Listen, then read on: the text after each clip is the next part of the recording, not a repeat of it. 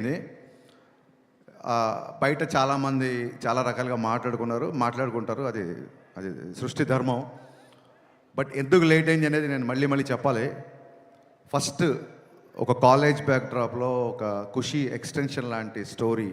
ఖుషీలో ఉన్న ఇద్దరు స్టూడెంట్స్ మళ్ళీ ఈగో వచ్చి విడిపోయి మళ్ళీ కాలేజ్కి వచ్చి వాళ్ళు ఇద్దరు లెక్చర్గా ఉన్నప్పుడు అదే ఈగో కంటిన్యూ అవుతే ఎలా ఉంటుంది, ఒక క్రేజీ థాట్తో స్టార్ట్ అయ్యాము. బట్ అది స్టార్ట్ అయిపోయిన తర్వాత నేను అనుకున్న స్పేస్, నేను అనుకున్న హీరోయిజము, నేను అనుకున్న ఎక్కడో ఒక ఫన్ అనే యాంగిల్కి లిమిట్ అయిపోతున్నాం అని చెప్పి కథ మారడం జరిగింది. కథ మార్చిన దగ్గర నుంచి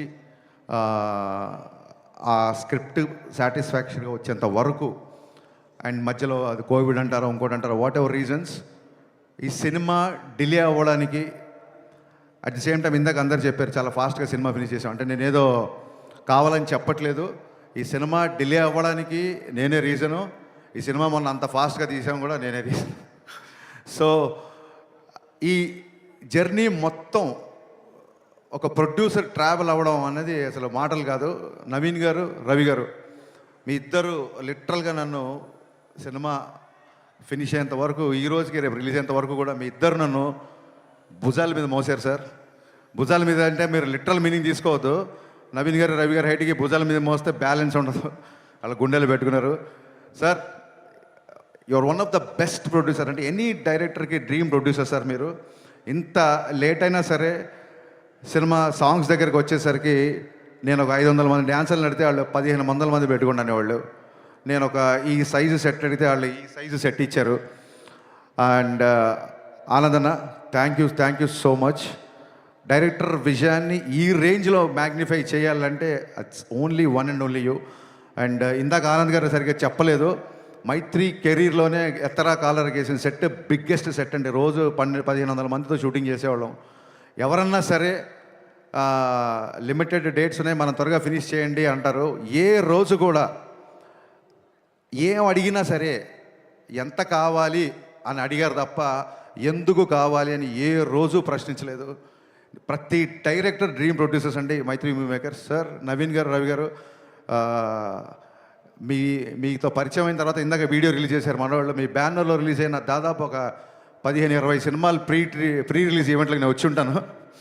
ఫైనల్గా నా ప్రీ రిలీజ్ ఈవెంట్కి మీరు వచ్చారని చెప్పాల్సి వస్తుంది. Thank you so much sir. మీ ప్యాషన్కి, డైరెక్టర్ని మీరు ప్యాంపర్ చేసే పద్ధతికి మీకు తల వంచి సాష్టాంగ నమస్కారం చేస్తున్నాను. Thank you so much. ఇందాక నా రైటింగ్ టీం గురించి చెప్పాను, వాళ్ళందరూ గురించి మాట్లాడారు. కళ్యాణ్ గారి సినిమాకి ఏముంటుందంటే, ఒక చిన్న టెక్నీషియన్ కూడా నేను కళ్యాణ్ గారి సినిమాకి పనిచేసాను అని వాళ్ళ పేరు ఇక్కడ వినాలనుకుంటారు. ఎవరి పేర్లైనా మిస్ అయిపోతే పాపం డిసప్పాయింట్ అవుతారు. సో నా రైటింగ్ డిపార్ట్మెంట్ ఆల్రెడీ పైకి వచ్చి మాట్లాడారు. మా కథ మారినా మా గురించి, ఎస్పెషల్లీ నా గురించి కథలుగా బయట మాట్లాడుకున్నా, నాతో పాటు దాదాపు 2.5 సంవత్సరాలు జర్నీ చేసిన రైటర్ డైరెక్టర్ సంతోషం, mister perfect writer director Dashrath గారికి నేను మనస్ఫూర్తిగా కృతజ్ఞతలు చెప్పుకున్నాను. థ్యాంక్ యూ సో మచ్ అన్న. ఎప్పుడు నా పక్క నుండి నాకు ధైర్యాన్ని ఇచ్చావు. అలాగే మా రెబల్ రెడ్డి, నేను రమేష్ రెడ్డి గారికి రెబల్ రెడ్డి అని పిలుస్తాను. గబ్బర్ సింగ్తో నేను ఆయన్ని ఆర్టిస్ట్ని చేశాను. ఎందుకంటే నా స్వార్థం ఏంటంటే 24 hours నా సెట్లో ఉంటాడేమో అని. ఆర్టిస్ట్గా బిజీ అయిపోయి నాకు రైటింగ్కే డేట్ లేవని స్టేజ్కి వచ్చాడు. మీ అభివృద్ధిని మనస్ఫూర్తిగా ఆహ్వానిస్తున్నాం sir. Thank you so much. మీరు ట్రైలర్లో రెడ్డి గారు ఈ బిల్డప్లే కొంచెం తగ్గించుకుంటే మంచిది అని కళ్యాణ్ గారు చెప్తున్నారు. ఆ రెడ్డి గారు ఎవరో కాదండి, మా రెడ్డి గారే, మా రమేష్ రెడ్డి గారు. అలాగే Praveen Varma, very talented writer. తను ఈ సినిమాకి అడిషనల్ డైలాగ్స్, నాకు డైలాగ్ విషయంలో చాలా హెల్ప్ చేశాడు. Thank you Praveen.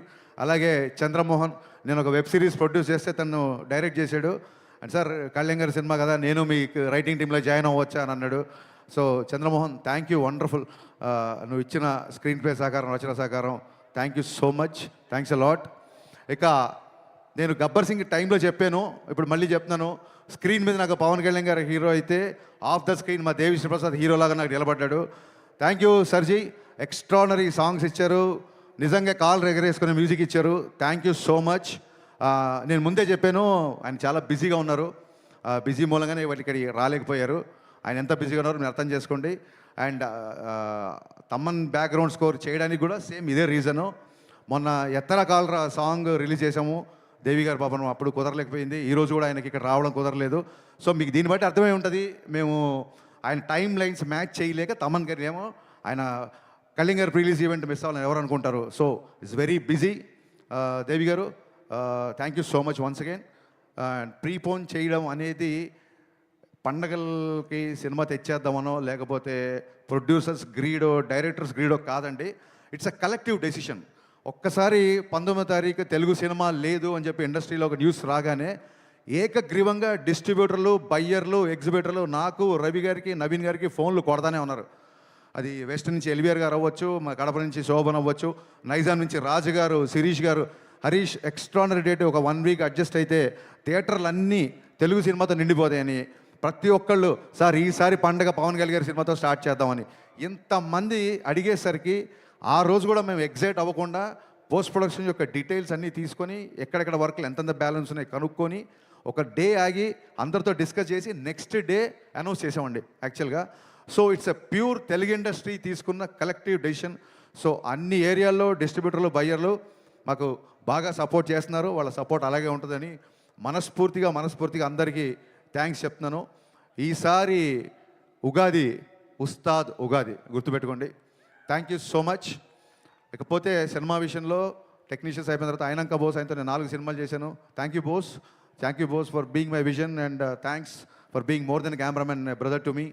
అలాగే మా ఎడిటర్ కార్తికేయ రాలేదు ఇంకా, ఫైనల్ ఒక పోస్ట్ ప్రొడక్షన్ అంతా కొలికి వచ్చింది. ఓవర్సీస్ కాపీస్ ఇప్పుడు కాసేపట్లో బయలుదేరుతాయి. వాళ్ళందరూ అదే పని మీద ఉన్నారు, కొంతమంది రాలేకపోయారు ఇక్కడికి. And Parthiban sir, thank you so much for accepting this character. Actually your screen presence is more than magic and people are praising you in the trailer and I'm getting a lot of messages. Romba nandri sir, and you made my job very easy because you're also a legend director. So that is the advantage of casting a director, I feel. Thank you so much. There are a lot of betterments, there are a lot of one-liners, there are a lot of nice suggestions, and I hope your experience was a boon to me. At the same time, KS Ravikumar గారు చాలా మంచి character చేశారు.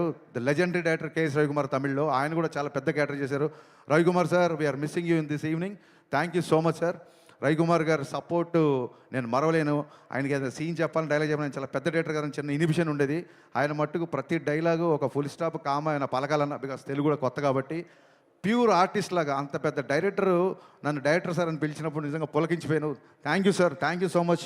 మీ ఇద్దరికి శిరస్సు వంచి నేను నమస్కారం చేస్తున్నాను for being in this film. Leela, నీ మామూలు కాదు నీ గోల, అస్సలు నీ ఎనర్జీ, దాన్ని ఏమంటారు, ఇన్ఫెక్షన్స్ అంటారు చూసావా, అంత ఇన్ఫెక్షన్స్ ఎనర్జీ. మీరు కూర్చోవచ్చు, పర్లేదు, ఇప్పుడు కెమెరా ఏం ఆనలేదు. అద్భుతమైన పర్ఫార్మర్. చాలామందికి లీల గారు అనగానే డ్యాన్సులు గుర్తొస్తాయి. ఆవిడ డెఫినెట్గా చాలా మంచి డ్యాన్స్ నేను చెప్పాల్సిన అవసరం లేదు.